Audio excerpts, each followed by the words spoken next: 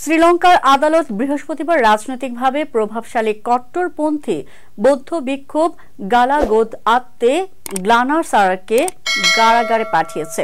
ইসলাম অবমাননা এবং ধর্মীয় বিদ্বেষ ছড়ানোর অভিযোগে তাকে দ্বিতীয়বারের মতো কারাদণ্ড দেওয়া হয়েছে। 2016 সালে করা ইসলাম বিরোধী মন্তব্যের কারণে গ্লানাসারাকে বৃহস্পতিবার 9 মাসের কারাদণ্ড দেওয়া হয়। এর আগে গত বছর একই ধরনের অভিযোগে সংখ্যালঘু মুসলমানদের বিরুদ্ধে মন্তব্য করার জন্য তাকে 4 বছরের কারাদণ্ড দেওয়া হয়েছিল, তবে তিনি আপিল করার সময় জামিনে ছিলেন।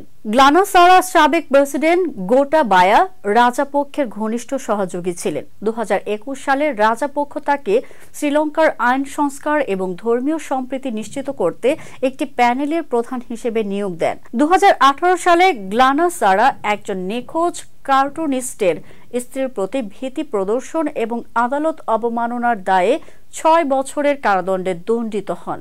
তবে মাত্র 9 মাসের মধ্যেই তৎকালীন প্রেসিডেন্ট মাইথ্রিপালা সিরিসেনার ক্ষমার ফলে তিনি মুক্তি পান।